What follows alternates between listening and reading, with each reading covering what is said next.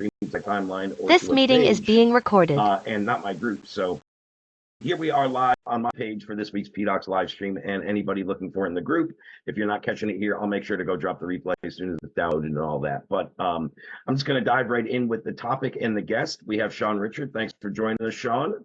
And what we're going to be really dialing in, sorry, I didn't mean to cut you off. I'll give you the intro in a second. But what we're really going to be diving into here and dialing in, I should say, is some of the secrets and what was the successes behind growing from a, scrambling month to month, a couple $1,000 agency up to a consistent, predictable six-figure agency, and more so within the niche and industry that Sean's expertise is in, and how he gets great results for his clients. It's going to be the real crux of it. Now, we're going to go to a few different topics prior to and after, but I think that's the meat and the potatoes of what we want to cover here and what we really want to deliver in terms of value.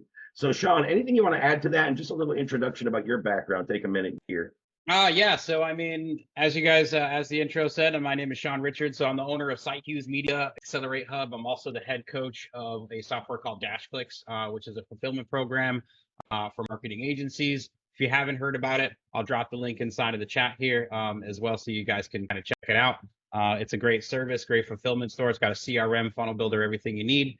Other than that, I mean, I've got a veteran. I'm a U.S. Army veteran. Kind of came out not really knowing what to do. Started to join some other businesses, things like that. Tried some franchise life. Didn't like not being my own boss still, and still having somebody tell me what to do. That's kind of how I got into the marketing agency consulting side thing. I started out as a consultant, and then kind of just grew into SiteHughes Media during the pandemic. So, and that's kind of the rest is history. Great. That's a good background. We have a lot of similarities there. We haven't touched a lot on our backstories. And what I had said early in the week when I was talking about this week's guest, I think on Tuesday, Sean, you and I had just connected pretty recently. We haven't known each other very long online. I probably outreached to first get in contact with you or vice versa in a group. I don't even necessarily remember. That's usually just kind of my forte there. But we kind of hit it off in terms of alignment and similarities to what we do, what our products do. More importantly, we both deliver results at a high level, which is really why I respected you early on and wanted to get you involved in some of what I do. And one thing I want to talk about that Sean really quickly mentioned, and we're going to dive into more, is that DashClick software and how that was a big difference in his agency. But anybody that sticks around to the end here live, or if you're watching on Facebook, just comment yes, or maybe we'll drop it in the chat there at the end if you're still watching. And if you guys are seeing this on YouTube, it'll be right there in the description. But we're going to drop a few freebies. One in particular would be a free trial for, I believe, 2 weeks to that specific software. So I'm not going to go into that too much now. Hang out till the end, or if you're watching on the replay, look in the description and you should have access to that there. But yeah, why don't we start off? You gave a little background. Now, how long have you been running the agency, and what was your kind of growth trajectory? When did you get from, your handful or a couple $1,000s a month to start to see real results?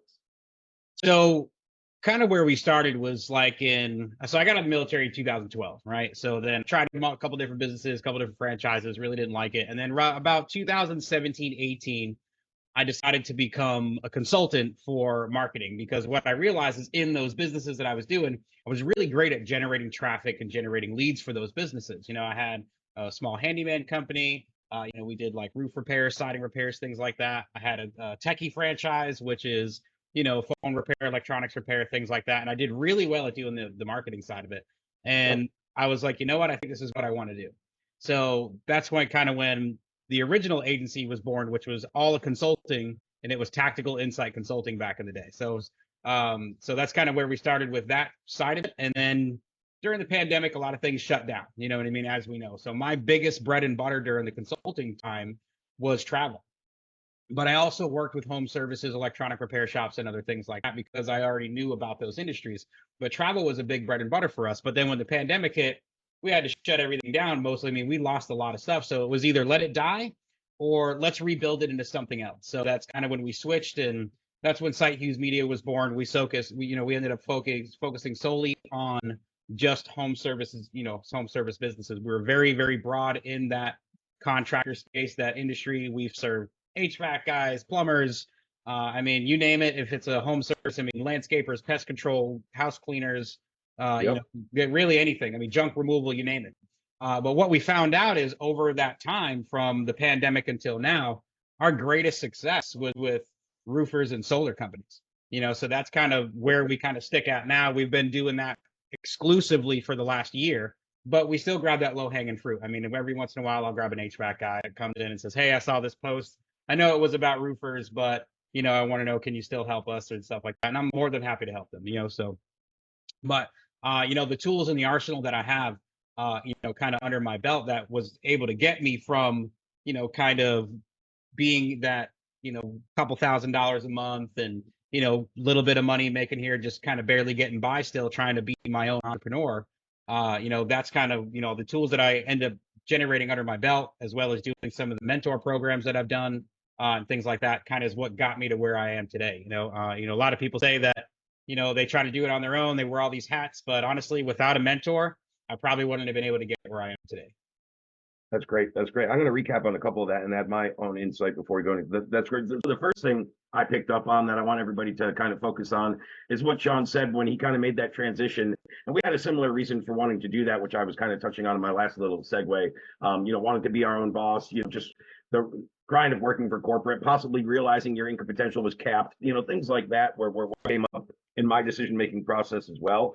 But what you mentioned at is like, I was always really great at getting in traffic and the marketing side of things. So when you ventured out, you took what you were really great at and started building off of that, which a lot of people just overlook that simple step of what am I really great at? Let me go start that. They look for, oh, I should be this, I should be that. No, what are you really great at? Start with your strengths. Because if you're not really great at it and you don't really enjoy it and you don't have a skill set or a passion for it, it's probably not going to pan out in the long run anyway.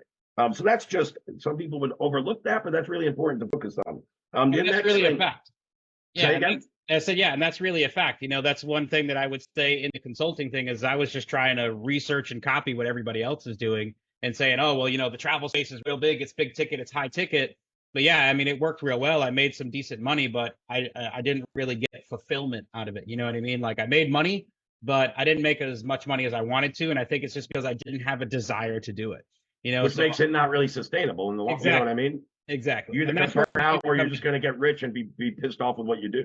Yeah, exactly. And that's where most people come down when they're starting an agency or a coaching business and they're trying to choose a niche to serve.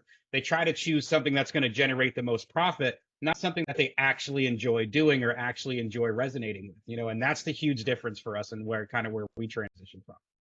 Couldn't agree more. No, 100%. Yeah. No, that's great. That's great. But the next thing you were saying, which I think is super relevant, that's usually how I attack markets and talk to clients about it, is when they're selecting a niche.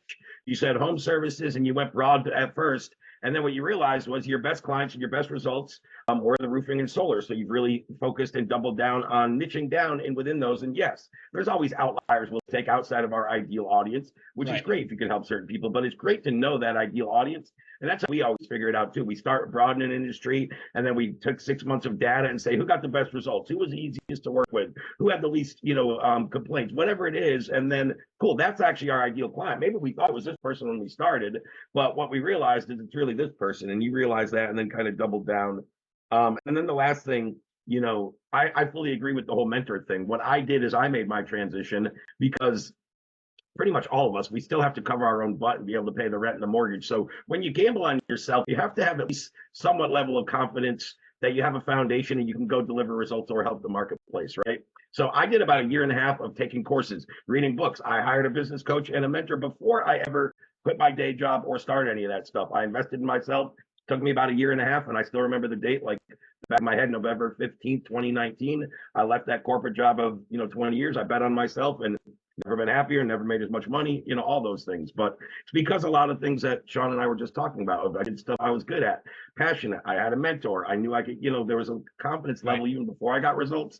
And then once you get in and start having conversations and delivering results and getting all that positive feedback, that just boosts you up to the next level where you're like, oh shit, I can really do this thing, Exactly. Yeah. And that's kind of the epiphany that you'll end up having is, once you find something that you enjoy doing. You know what I mean? I mean, don't get me wrong. I come from an IT background, you know what I mean? In the military, outside of the military, doing the phone repair stuff, coding, stuff like that. I mean, I worked for a couple of firms. I'm also that really just they crack phones for data recovery for law enforcement, right? So that's a couple companies I worked with there. And then another thing too is that I actually am still doing a bachelor's degree in pursuit of a master's degree in cybersecurity. And that's just because I like IT, right? But I don't want to serve that niche. I resonate better with the veteran grunt guys that are having these roofing companies, these home service businesses, that cuts, cuss, spit, chew, drink beer, and shoot whiskey. You know what I mean? 'Cause I like to do that stuff too, right? So it's like I resonate better with those guys, but I can still have that high level, smarter, a more articulate conversation with the IT guys that most people wouldn't understand. And I think that's where, I kind of enjoyed the IT side of also being an agency owner and making sure I have the correct tool stack, you know what I mean, to make sure I can provide what I need to provide for my clients. Yep, the tech stack, the data, the research that goes into things, running the numbers, focusing on Hmm. metrics that matter, Yep. all important in your own business as well as in your clients' Oh yeah, campaigns. of course. Which is what's going to kind of segue into so focusing on the home services niche. And another reason I thought it was interesting to have you on is I have a lot of students in the group here where we're going to be dropping the replay or on my timeline that I have either tried this niche in the past and haven't had much success, or are currently trying and just haven't cracked the code and are still scraping by and barely breaking even.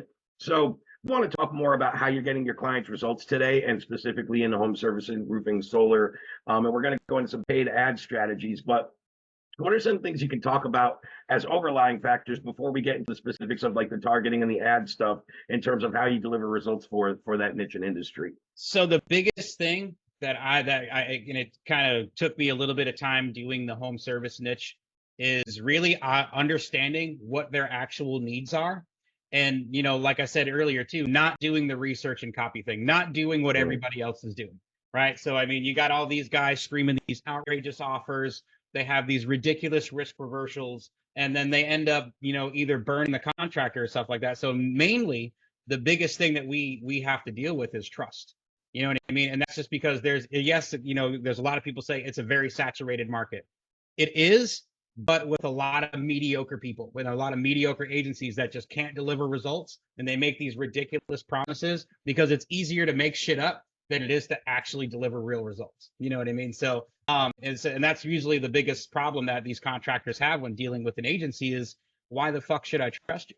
You know what I mean? And that biggest part is because they've been burned by so many other agencies that are offering the same exact thing. So one thing I definitely was, taking account with is, understanding what they call themselves, understanding how they speak to each other, okay? And then understanding what their real needs are. You know what I mean? They don't want some short guarantee where I'm going to say I'm going to double this and triple this in 90 days or your money back. They don't want their money back. They want their business to grow, and they don't want to keep switching from agency to agency to agency. That's what they don't want. You know what I mean? So having to come up with a method and something that speaks to them directly is really what it comes down to. You know what I mean? So I mean, all of us marketers, we offer the same stuff. We either do PPC, we do SEO, we do web design, content, whatever it may be. Okay, but at the same time, you need to separate yourself from that noise. And by doing the same thing everybody else is doing, you're not going to separate yourself. So you got to be unique, right? So not just unique in your delivery, not just unique in your pitches, but unique in what you're actually offering, right? So, I mean, I have what I call my lead accelerator formula. You guys can see it up here in the top of my screen. It's the LAF client acquisition system. And that's exactly what I install for my clients, right? So, and that's something that we've developed by dealing with the home service industry and then realizing that everything that we've implemented for everybody and all the different systems that we use, what we did to develop this system worked the best for roofing and solar pros. You know what I mean? So that's where all this stuff was born, how we became that, that successful. And it's because we did the research, and that's really about it. Do the research, do the due diligence. Like, you don't go buy a car without researching the car, researching, pricing, researching all that stuff. Do the same thing when you're trying to find a niche to serve. And even if you're not in home services, this works for any niche. You know what I mean? So resonate with that niche, identify their needs first before you start screaming at the top of your lungs the same thing everybody else is screaming. I would fully agree. Yeah. My first company, and then the company that we're talking about on the live stream that I'm representing, right, is PDOCS. And everything we talk about, it starts with PDOCS research. And what the first thing you said when you just started, we took the time to know what their needs are. That's exactly it. What are their pains, their desires, their obstacles, their common beliefs and misconceptions, and then how can I capture their attention by and you said, being unique also with your brand and your, identity of your solution to this problem of getting leads, because they've been burned in the past. What I always say we're selling on calls is certainty. We're selling certainty that we have what the last person didn't, that the level of support they didn't receive is going to be in our program or our thing. Certainty that we stand out in terms of all the over promising and under delivering. So when you talked about a saturated market, that's a great topic as well. People say that with a lot of things, and sure, there are a lot of things that are saturated, but it would never deter me to going into a market because I feel like I can do better and stand out and break from the noise because I know those research points and how to do the messaging and the hooks and how to be genuine in my copy rather than copy and paste what XYZ guru said over here. So all those things come into play 100%. Exactly. So let's dive into, I don't know if you have anything to screen share, if you brought anything or not, if you just want to kind of talk about it, but if you want to go into some of the ad strategies and maybe show some campaigns or talk about the targeting specifically, because I know how big you are on that. And you and I thoroughly agree that that's kind of the difference maker outside of creative, right? Creative's always got to be there. I don't want to get that overlooked. Some people like, well, I need to fix my targeting. If your creative sucks, I don't really care what you're targeting. But beyond that, I think targeting comes in next. Yeah, exactly. So I see what the one thing I mainly see, and especially with some of these, everybody's screaming at the top of their lungs, they got the user generated content, they got some model or something like that saying that, and they're talking about some 50x offer and all these promises and stuff like that, right? So that's usually the creatives you see out there, right? So and honestly, in the beginning, we've done some of that same kind of content, right? But without screaming the crazy risk reversals and all that stuff, is of course, but because that content works for the algorithm. Okay, so one thing I would definitely suggest is before you start targeting, before you start creating your copies, contents, and medias, definitely research the algorithm and what works for the algorithm. Okay, because that's who you're playing with. You're not playing with your audience. You're not playing with anything else, but you're playing with that algorithm. Okay. And whether that be on Google, Facebook, TikTok, I don't care. Research your algorithm, find out what the factors are, find out what you need to have in there to make it work. Okay. You can do a lot of this research with AI lately now without having to do a lot of this by yourself. So, I mean, they got Gemini, you got, which was previously Bard. You have, Chat GTP, you got a bunch of these other research tools that you can use to help you kind of streamline that process. But once you've done that and you've kind of got the algorithm figured out, now you can start targeting. And I don't mean just like, I want to look for roofers in the US, so I'm just going to cover the whole US and just leave it open, let the algorithm do the work. I hear a lot of that from a lot of agency owners. And then I ask them, well, what is your cost per click? What is your cost per result? What is your cost per lead? Things like that. And they're telling me 60, 70, $200. You know what I mean? That's a lot of money. My cost per result right now is about 18 bucks. Okay. That's what but because of how narrowed down I target, because I want a specific person. I want a US veteran. I want them to live in certain states. I want them to be in certain high income areas, because if they live in a high income area, most likely their house is a high value. So they're most likely generating that kind of same revenue in their own business. That's the guy I want. I don't want the guy who's brand new, no website, no this, no that, no my, shoestring budget. That's and build my digital foundation from scratch. Yeah, exactly. Which we do help those guys, but for the guys for this offer, for this lead accelerator formula, it just don't work. You know what I mean? And that's another thing too, is that, when you're building out your offers, you need to make sure you have something for every type of audience. Okay. So whether you got your high value audience, you got your medium sized business, and your small brand new startup, have something for everybody. This way you can help as many people as you can and generate as much revenue as you can for your business. Right. So, but back to the targeting. So when I get into targeting for who I want to speak with, the first thing I do is I go look up all of the different interests that my ideal avatar is, and my avatar being the roofer, right? So who do they follow? What conferences are they attending? Can I get into these conferences? Okay. Like for instance, RoofCon 2024 is coming up at the end of October. I'm going to be there for my birthday. I'm going to spend my birthday in Orlando at RoofCon networking. That's my birthday gift from my wife. Okay. So I said, I want these tickets. They're expensive. I don't care. Let's get a hotel. Happy birthday to Sean. Let's go network. You know what I mean? So that's what we're doing, right? It's going to pay off tenfold, I'm sure. Yeah, exactly. So, but when it comes down to targeting, especially online, all right, you want to get down to the interests, you want to get down to the behaviors, the actions they take online, what books are they reading, who are they following, who are their influencers, things like that. You know what I mean? And then another thing too is also finding out who gets paid when that client makes money. Okay. So if my roofer gets a job, who does he have to pay to complete that job? I also want to target those guys too, because most likely that supplier, let's say a roofing material supplier or a solar panel supplier, they might have clients that have low order amounts. So they can say, hey man, I can help you pick up your orders. If you go reach out to this guy, he could probably help you with some lead generation, help you pick up your clients, pick up your sales, and then that's going to generate them more business. You know what I mean? And all they did was make a simple introduction and say, hey, go check this guy out. Yeah, Okay, it's a good, so good mutually beneficial partner. yeah, exactly. And that's I speak a lot of, especially in my own coaching program, I speak a lot about strategic partnerships. That's actually one of the fastest ways that I scaled over the last year. Same Um, here. yeah, I mean, and that's really the best way to do it, right? So, but when it comes 100%. down, 100%. yeah, when it comes down to the targeting, I mean, you got to know what people are searching for. You got to know what they're doing. You got to know what they're interested in. Who are they following? What are they doing? Where are they hanging out? All that stuff. And if you don't have that stuff and you just leave it broad, you're stuck by the result of the algorithm. Okay. And if the algorithm, and if you have like, let's say a brand new ad account, you've only been running ads for like, let's say 3 months, you're going to eat a lot of money being open.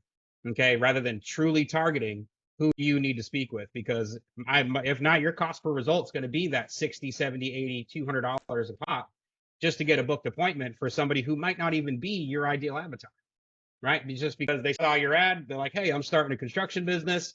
Let me click that guy's stuff. Now all of a sudden it costs you $200 just to talk to that guy, and he's not even your ideal avatar, and he's not even qualified. Yep. So, and then coming up with your qualifications is a huge part of your targeting. Okay, because when I'm doing this, and I'm like, let's say I'm doing an instant form campaign on Facebook or Instagram, right, or even on LinkedIn, I'm doing a form fill. I want to have some qualifying questions in there. Oh, What kind yeah. of contractor are you? How much money are you already making? What are your goals? Are you ready to scale now? Is my biggest question on that form. Are you ready to scale right now? If the answer is no, it dequalifies that lead and cancels the appointment immediately. Because if you're not ready to scale, I got no reason to talk to you right now. Check back with me in a little bit. We'll throw you into our workflow. We'll get some emails periodically until you decide that you're ready to actually take the lead. So Yep. I'm Exactly. a huge fan of targeting. Especially even for my clients themselves. Same thing with the roofers. Same thing with the solar guys, plumbers, contractors. There's interest levels for homeowners. Okay, and a lot of people say, well, you can't target homeowners on Facebook. You sure can, Yeah, but you you can. have to know what you're looking for. Okay, so most homeowners live in a community where there's a homeowners association. Most of them follow their homeowners association on Facebook. That is a target. That is an interest that you can put in there in your targeting. Same thing when it comes to, let's say, that roofer doesn't want to deal with the lower income housing. He doesn't want to deal with that stuff unless it's like a big complex or something like that he can make a lot of money on. So Yep. I want to make sure that the household income that he's choosing or the areas that he's choosing have a higher household income because they're going to have the better insurances, they're going to have better coverages, they're going to have the pocket change to be able to pay for something out of pocket and just let the insurance company pay them later. Yep. You know what I mean? Rather than having to fight with an insurance company. So that's my guy's ideal client, just off of those three things. Never It's mind the huge. other interests. You know what I mean? Are they watching home and garden television? Are they watching DIYs and all this other stuff? Because I can guarantee you a lot of guys, and I've been subject to this myself. I've tried to fix some of my own stuff, thinking I know what I'm doing because I watched a YouTube video. Then all of a sudden I'm calling that contractor and say, hey man, so I followed this thing on HDTV and it did not work out. So how fast can you get here to fix this, right? So and it's kind of the same thing. You know what I mean? You want to make sure that you're doing those same kind of targeting for not only your avatar but for their avatar as well. No, those are great tips. Those are great tips. And I think another thing with your copy or your creative, it's always great to call into your ideal audience, but also repel your not target audience, which I think a lot of Yes. people are afraid to do. Yeah. You know what I mean? I think your copy, you're trying to speak to a very specific person and you're trying to detour anybody that's not that person because they're just going to waste your time and your money if they're going through your funnel more and they're just not qualified or they don't show up to the appointment. Exactly. Um, you mentioned something. So with Audience Lab, we do a lot of ad campaigns, and obviously that's what our data gets plugged into, primarily ad campaigns. So we have one of our done for you agencies targeting roofing and home services niche, and we built all his ads. We just reviewed the campaigns yesterday, and we're getting $19 per. You were saying $18 Yeah. per. I forget the terminology you use, but same Yeah. thing Cost per per result. result, Yeah. basically. Yeah, so ours are at $19 for this campaign, and this guy was loving it. He feels like he's a pig in shit getting results for $19, per result. Oh yeah, and especially when you got the like I said, those mediocre guys that are out there and promising these crazy risk reversals. Like the one thing I see a lot, excuse me, is the pay per lead stuff. Okay, so where they're like, oh, we'll Yeah, generate the leads for you, pay us $20,000. Really, what they're doing is they're running ads, they're doing their own campaigns on blank landing pages with no branding, and then they're taking that lead and then they're sending that to whoever it is, and then they're charging them for that lead $200, $150, $100. Hey, if I'm getting you a lead for $20 that it's your own lead that you've done in your own system, your own ad accounts, you own the process. it's a game winner for them. You know what I mean? Because at the end of the day, they want to keep their costs down, because at the the whole name of this game, whether it's you and your own business for your clients or anything like that, it's generating as much profit margin as you can with what you're doing, right? Because that profit margin is going to make it so I can continue to feed my business and excel and feed my family and live the actual life I want to live. You know what I mean? If I want to go buy a Grand Wagoneer in cash, done. I can do that, right? If I want to go buy, go spend a week vacation somewhere else, I can do that because I work, number one, remotely, because I have a remote agency. You know what I mean? We do have an office in downtown Tampa, but I think I'm there like twice a month. You know what I mean? Because I don't really like going to the office. Really, I like working from home. You know what I mean? I'm actually at home now. Yep. And just having the ability to be able to, to do that for your clients too, so they can live their best life. You know what I mean? Because a lot of these contractors, they wear a lot of hats. They don't want to deal with the lead nurture. They don't want to deal with the marketing. They don't want to deal with all this stuff. All they want to do is they want to go out, do the job, close the deal, and have their crew go out and do it. That's what they want to do, so they can go live their best life. And that's what I like to. That's my guarantee for the client. You know what I mean? And that's, I don't have 5x this, 20x this, 100x this. You know what I mean? I don't do all that kind of screaming, but I say, that's usually my biggest thing with them is like, what is it? What's keeping you up at night, really? You know what I mean? And the simple fact is that I don't spend time with my kids. This is normally what I hear, is that they don't spend a lot of time with their kids. Their wife is mad that they're always busy. You know what I mean? Yes, they're blue collar and they're expected to work a 10-hour day, but they're tired of doing it as the business owner. You know what I mean? Because they wear too many hats. So I like to take as many hats off of them as I can. You know what I mean? If you need cold callers, I can help you. You need sales reps, I got you. You need this, if I don't have that service myself, I'll find a partner that has that service. Yep. Same thing I do. Yep. I just made a strategic partnership with a company last night called Human Logics. It's a guy named Angel Pacheco. You should definitely check him out. He'd probably be a good person to have on here as well. He does AI, conversational AI, and it works with Go High Level. It works with even our own software, DashClicks through Zapier and a couple other things. Yep. But that's kind of the new thing, is the conversational AIs to follow up with your leads. Yeah, we're already using it. We have a supplier, and it was a guest probably 3-4 months ago on my.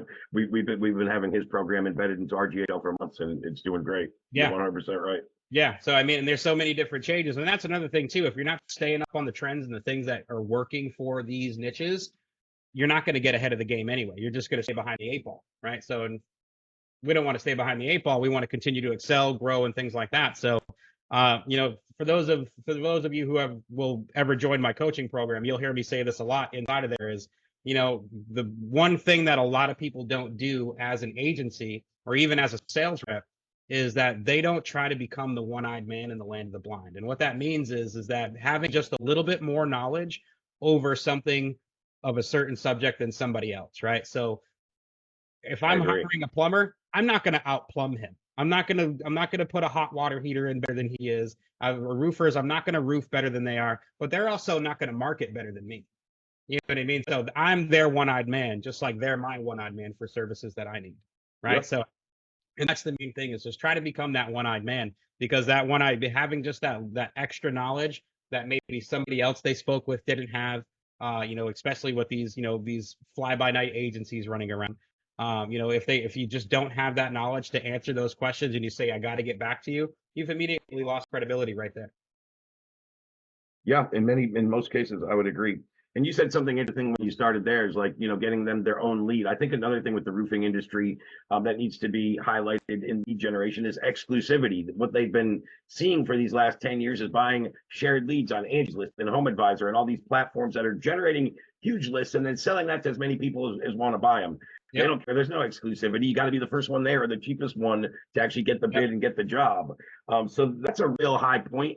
And whenever I'm creating, you guys know from the PDOCS, whenever I'm creating copy or messaging and really any marketing testing, one thing I always like to do that's very simple, that you can perfect as you get better, a very simple thing to start when you're making good creative or content for any industry is like problem solution based posts, meaning, hey, the mainstream problem is you don't know how to market online and you've been buying leads from Angie's List and Home Advisor, right? The problem with that is you guys are buying shared leads that are not exclusive, and you got to be the first one there or the cheapest roofer in town to ultimately get the job. See, so what you're saying is this is a mainstream problem. This is a mainstream solution. This is why the mainstream solution is BS. And then you talk about your unexpected solution here about exclusivity, right? about the specific client acquisition process that we have, all those things. But just by simply looking at those things, the problem, the mainstream solution, why that's BS or why there's all the over promising and under delivering, point that out. And what happens in a prospect's brain psychologically is they're like, hey, what he just made sense. Nobody's really told me that before. How do I find out more? And that's where their brain goes. So what you're trying to do in your marketing is call out and get on some of those hooks of the pain points, but then create intrigue and curiosity for people to take the next step in the funnel. What I think too many people try to do is like sell right in that first ad campaign. That's not your goal there. It's to create them to get them to the next part of your funnel, to fill out your pre-qualification form, to book a triage call, whatever that is, right? And too many people forget that. Like, you actually have to drop breadcrumbs and lead them to the next part. Your sales process isn't, unless you're selling an e-com or a physical product, sure, it might be click on one page and buy, but most of us, it's not like that. Yeah. And I see a lot of people try to do that even in their sales calls. You know what I mean? When they get into a sales call, they got the contractor in there and they're hard selling. Yeah. So I don't know if a lot of you know this, but Google actually came out with an article that talks about the 7-11-4 rule. Okay. And there's actually another coaching program that I've taken before with Ravi Abdallah, and he actually makes a really interesting point about this. He says we're in the largest recession that we've ever been in the last 40 years, and it's not economic. It's a trust recession, and it's across the board in anything. It doesn't matter what you're buying, what you're selling, who you're talking to. Trust is a huge issue across the board, right? So you have to create that value ladder, and you have to create that relationship. If you just come in hard, come in selling, come in this and that, you're just like everybody else they've ever talked to. And that's what's really going to drive down your credibility. That's going to drive down your trust. And it's going to make it so that they don't want to work with you anyway, because all you're trying to do is take their money. Where I'd rather build a relationship with you. For instance, the last client that I just closed, we probably talked maybe 7 different times over the course of 2 months. And then we finally closed them. You know what I mean? And the real statistic is behind that. And you'll get the guru sales guy, you know what I mean, or the guru sales coach that says, I close my deals in one close. I close them in this, and I'll pay me $5,000 a month, and I'll show you how to do the same thing. Bullshit. Okay, so the actual metric behind that is it takes anywhere between 5 to 12 conversations to develop that trust to actually get somebody to close. Okay, when I shop for a car, I go to 4 different dealerships, talk to 3 different sales reps at each one, and all that stuff before we make a decision to buy a car. Whether I'm financing it or buying it in cash, doesn't matter, right? Because at the end of the day, I want to make sure I'm getting the best value and the best bang for my buck. And that's the same thing that these prospects are going to do too. They're going to shop around. You're not the only person they're talking to. So I get the need to want to sell right away when you get in there, but don't. Find out about them. Find out about their pain points. Find about their problems. Inside of my coaching program, I talk about a sales method that I've learned from my mentors and that I've kind of helped develop a little bit along the way, called the 7 doors method, right? To where you kind of open all these different doors about pains, desires, and all this stuff before I ever get to my pitch. My pitch is the last part of my call. And if it's even in the first call, it might not be till the second or third call before I decide to actually finally pitch them, because I need to know everything about that they're experiencing. What have they gone through in the past? What are they currently dealing with now? You know what I mean? How is their, what are they currently doing online?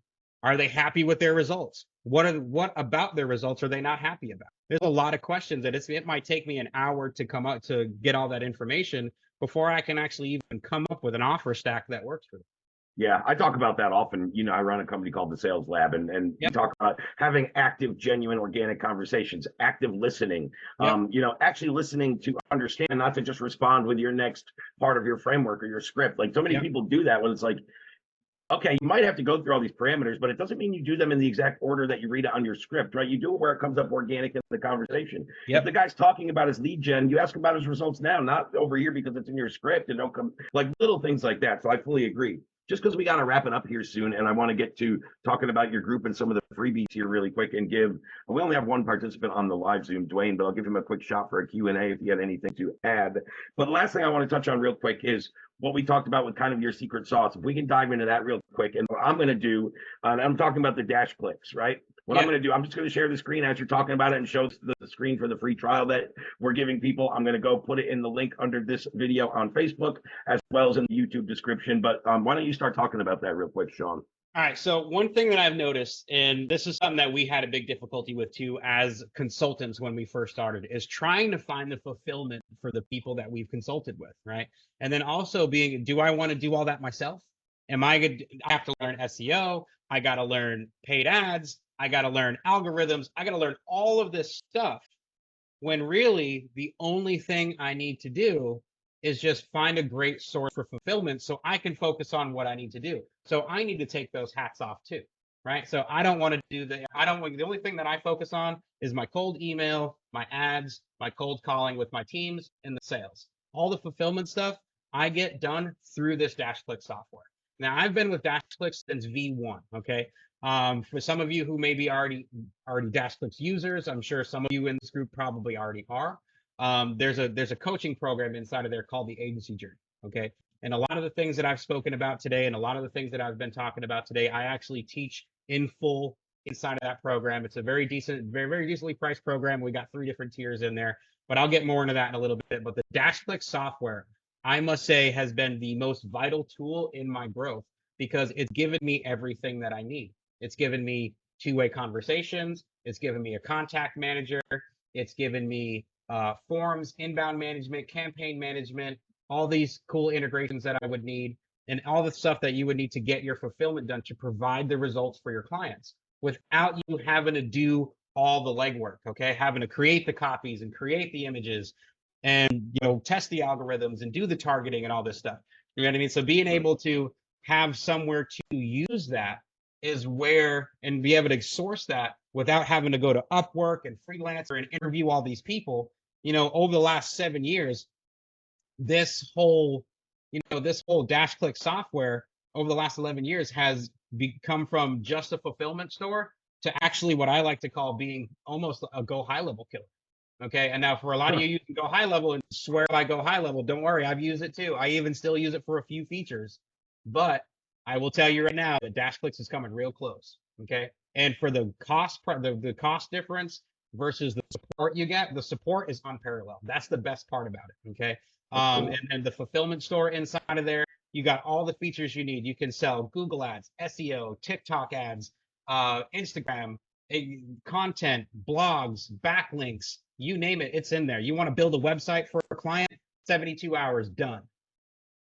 So, I mean, there's so much, and it has hosting in there for those websites. So you don't need to go buy your own server. There's so many different options and features in here that it's almost a no-brainer to use this software. Okay. I really wish I could have got, the actual CEO in there with me kind of talk about it because I don't do it as much justice as he does. You know what I mean? But I mean, rightfully so. Yeah, exactly. I mean, it's his baby. He created it, from the ground up. And I've been with them from the ground up. And the funny thing is actually how I became the head coach of the DashClicks Agency Journey program and the coaching program was that I kept providing value and answering questions inside of their own support group. And then I became a moderator. And then after that, I just kind of made a joke after responding to so many people and kind of tagged him. His name's Chad Kadori. Tagged him and said, Chad, just fucking hire me already, brother. You know what I mean? And then he actually reached out to me and he goes, it's actually funny that you say that because I've been talking with the team, I've been talking with the CTO, and we've been looking at all our data and stuff like that. He goes, we've looked at your account, we've seen the sales you've run through there, we've seen all the services you've bought, we see the results you get for your clients. How much money have you actually made with DashClicks? And when I showed him my Stripe account, he was like, wow, I was maybe expecting, $100,000 or so, you know what I mean? And over the last 3 years, we've made over 1.6, you know what I mean? And he's like, wow, that's crazy that you've been doing it with this. How are you doing it? And I went through my process. I went through how I prospect. I went through what I've done with my cold traffic, because that's where I always started was cold traffic. I actually didn't start running paid ads for myself until about 2 years ago, because I didn't see a need to yet, because I was still doing a lot of hacks myself and doing a lot of the cold outreach myself, where now a lot of it automated and I have VAs and stuff like that that handle it now. So then I was like, okay, now I got this team. Let's fuel the shit out of this with some paid ads. And we jumped in there, run the paid ads. And the DashClicks team also helps me with my own paid ads. So it's not just a fulfillment for your clients, it's fulfillment for yourself too. So you can have your own agency website in there hosted with all the features and everything that you need, all the forms and everything you need, all the live chats and everything that you can think of that you would need to be able to run your agency is inside of this software. That's pretty badass. Yeah. Nice, nice. And it's only So, $97 a month.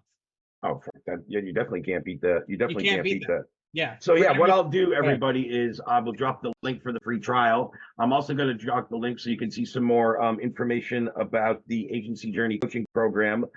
You mentioned something earlier about the amount of touch points, and what I've noticed are conversations with a prospect. I fully agree with you. Sure, that's one call close happen on occasion, but probably not if you're doing the sales process right. It's probably very, very rare. Yeah. My magic number is always around 7 or 8. I've noticed it's around 7 or 8 conversations or touch points Yeah. before they make a buying decision. So I would fully agree with you there. But yeah, and then the last thing I want to touch on real quick before I ask Dwayne if you could unmute for a second momentarily, Dwayne, after I ask Sean one more thing. I'll get any feedback you had about today's session or any questions. But Sean, I'm also going to drop the link in my description to your new Facebook group that you're starting. Now, just really quickly describe, is that more for like the contractors and the roofers? Is it more for agency owners? Is it a combination? So it's actually for both. So it's actually for both. So because of the success that I've had inside of, just my own business and stuff like that, I'm helping agency owners also do marketing for them, but also helping the contractor who wants to do the marketing on their own, or maybe has an office girl or an office guy or something like that, that they're like, hey, I want you to learn this and I want you to focus on this, or hire an in-house marketer, and they need to have somebody to kind of stay up with the trends and things like that. So we're almost doing that for you now. We just started this group about a week ago, and then we're kind of playing with it, stuff like that. So it's a very low amount of members at the moment right now, but where our plans to scale it is going to be pretty quick here. But the main points in it is that, when you go to a lot of these other groups, and I'm sure those of you that are in the home service industry and serving that industry are in a lot of these groups like construction pros and master roofers and all this other stuff, and you see all that spam that they're getting all day. You know what I mean? You got some random guy that created a fake account and he's like, hey, I build websites, drop this for this, or I build websites for $100. And then they get all these comments and stuff on there. Yeah, it's great for the algorithm and for the group. But what's happening is that you're allowing your members to get fucked. So that's one thing that's going to separate us from the rest of a lot of these groups, is that, yeah, we're going to allow you to provide value and stuff for these clients and for these, for these prospects inside of the group.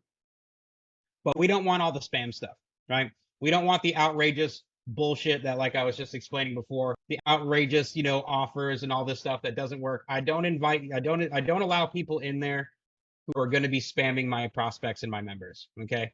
I don't want that, because they have enough of that already. I want it to actually be a safer space, you could say, to where they can actually learn from other contractors, agency owners, and things like that who serve this niche. Now, if you get a client out of it by a conversation you may have taken out of the group, awesome. But don't spam my people in my group. Yeah. Right? Yeah, totally. That's really it, right? And it's kind of and it's the same thing in your group. You know what I mean? You don't allow that stuff either, right? So No. Not it's not anything that's because unprofessional. I allow other people to offer help and advice 100%. right. I like it to be collaborative, but no shady stuff or no people coming in with totally. Yeah. I just wanted people to get an understanding. So yes, it's new. Sean just told me about it when he was launching it. I'm going to give him some pointers and some help on how to even scale it faster. And I appreciate that. More than anything, it's about he wants to deliver actual value and have a collaborative experience, right? Exactly. So if you guys would be so kind, if you're in that niche, you're going to get some value. If you're an agency, you're going to get some value, or go over and support it. I'll have the link here in the description, both on Facebook and YouTube. And really quick, Dwayne, do you have a second you could unmute and just either give us any feedback, takeaway, or if you had any questions? Yes. Can you hear me? Yep, audio's clear. All right. One of the biggest takeaways I've gotten from this conversation is about learning the algorithm, because each social media is different, from LinkedIn, Facebook, Instagram, Twitter, etc.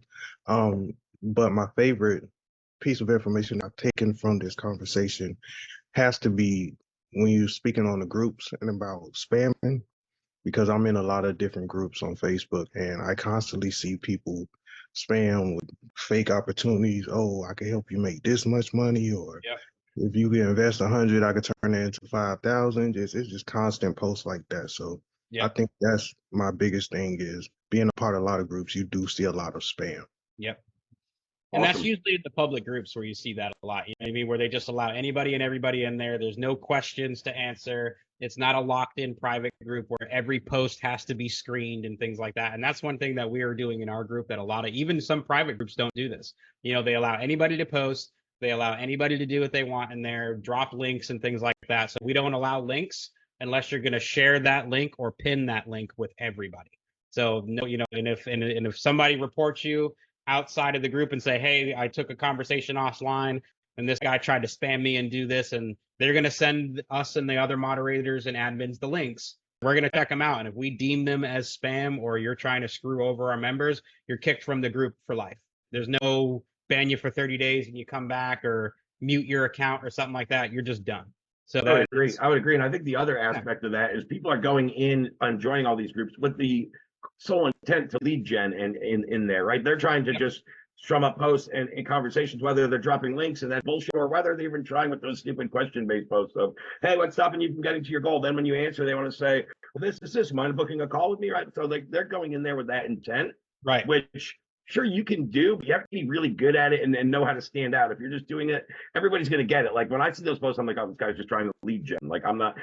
You want to go in to actually offer value, deliver solutions, valuable content. That's what stand out, and that's what's missing from groups. I actually went back this week and did some group research because we're always redefining and kind of doing the research on our groups. But we also have modules in the program that you actually just joined today doing. Thank you for coming aboard into the PDOCS method program today.